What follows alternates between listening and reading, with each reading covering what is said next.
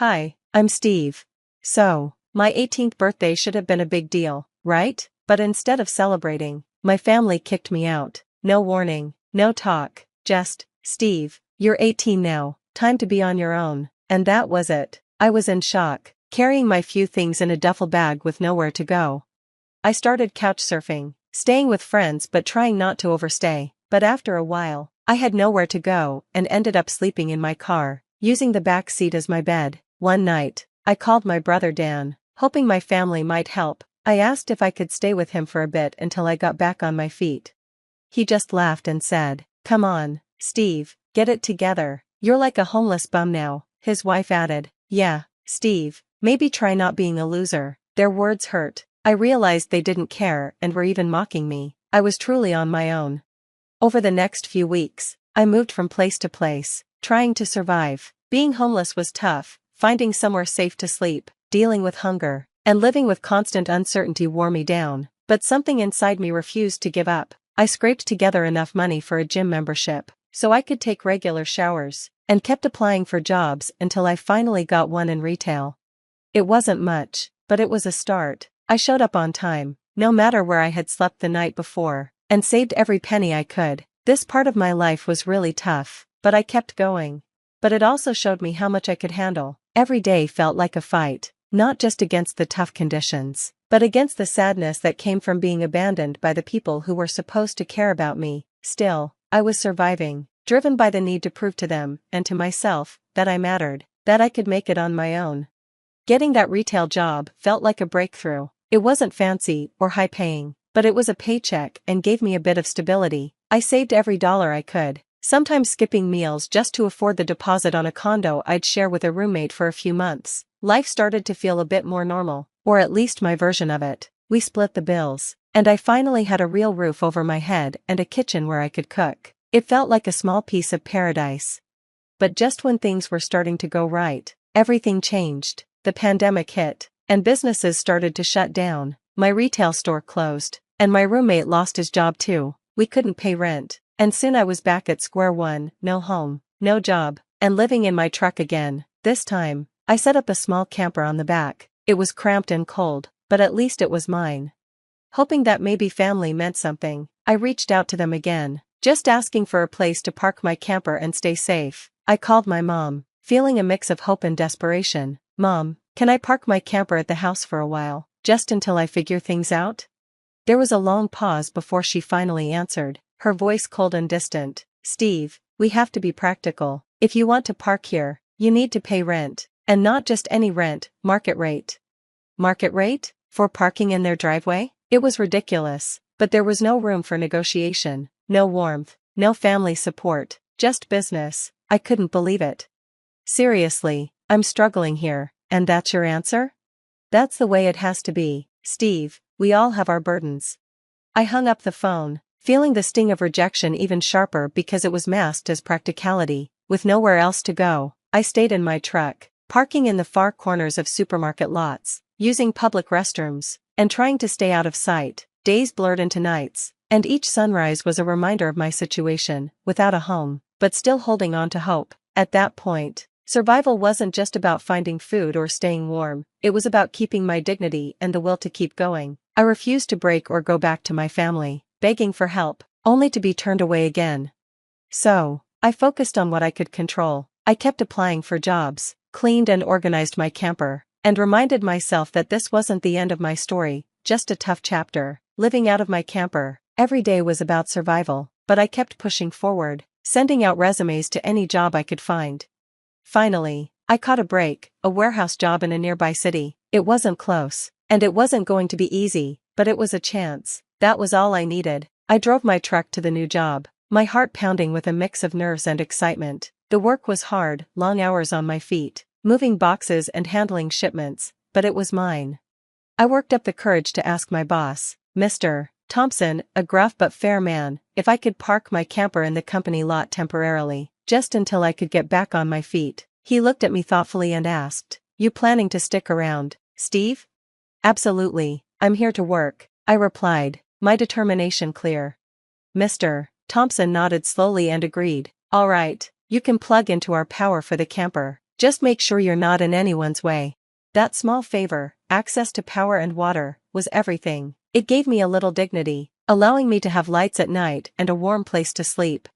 I threw myself into the work, arriving early, staying late, and always volunteering for extra shifts. My hard work didn't go unnoticed. 6 months in, Mr. Thompson called me into his office. "Steve, I've seen your work ethic. It's impressive. How would you feel about moving up to a supervisor position?" That promotion was a lifeline. It came with a significant raise, and suddenly, life wasn't just about surviving anymore, it was about building something. I saved every extra dollar, cut back on everything except the essentials, and started looking for a place more permanent than the back of my camper.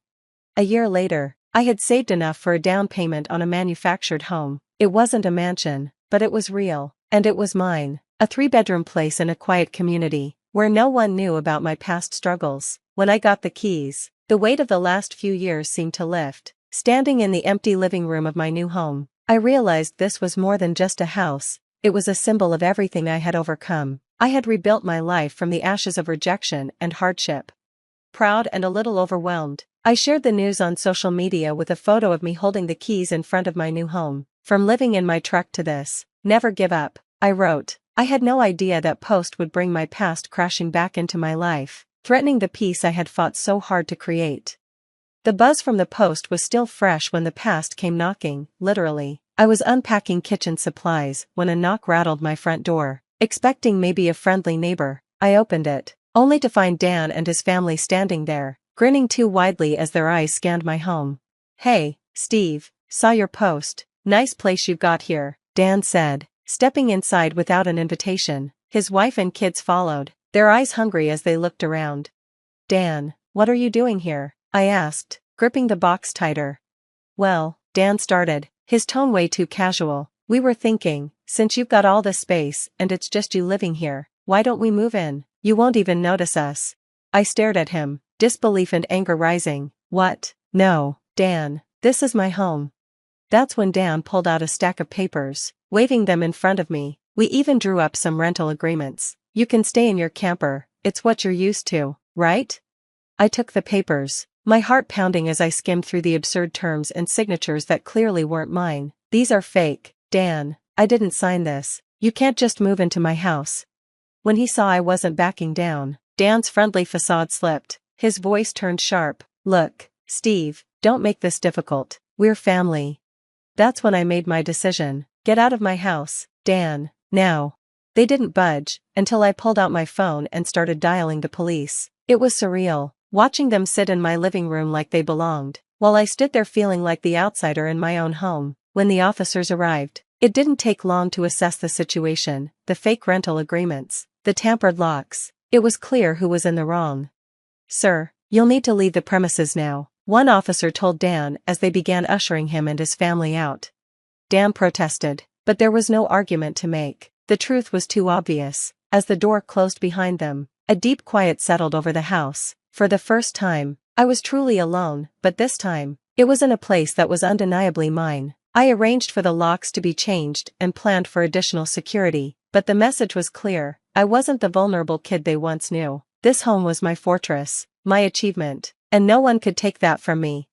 After the confrontation, the silence in my home felt more like a victory than ever. It wasn't just about having a roof over my head, it was about claiming my space, asserting my right to the life I had built on my own terms. In the quiet aftermath, I picked up my phone and did what had started this whole drama. I went to social media, but this time, I shared the full story. I posted about Dan and his family's uninvited arrival, the fake rental agreements, and how they'd tried to take over my home. I wrote about calling the police and standing up to the years of manipulation I had endured. The response was overwhelming. Messages of support poured in from friends, acquaintances, and even extended family members, all appalled by Dan's actions. Many shared their own stories of overcoming toxic relationships, creating a tapestry of resilience that went far beyond my own experience. The backlash against my immediate family was swift and severe. Relatives who had once stayed silent during my struggles now openly condemned their actions. The irony was unmistakable as Dan and my parents were gradually pushed to the fringes of family gatherings and group chats. Years of indifference and cruelty had finally caught up with them, and their social isolation was both fitting and long overdue. In the outpouring of support and shared stories from others, I found a sense of community like I had never known before. It strengthened my resolve to cut ties completely with Dan and the rest of my immediate family. I blocked their numbers, removed them from social media, and severed the last connections that had only ever brought me pain. Standing in my living room, the late afternoon sun casting long shadows across the floor, I felt a profound sense of peace. My journey, from the rejection I faced on my 18th birthday to this very moment, had been filled with challenges, but each one had taught me about my own strength. I had learned to trust in my ability to survive, to thrive, and to build a life on my terms, free from the expectations and manipulations of others.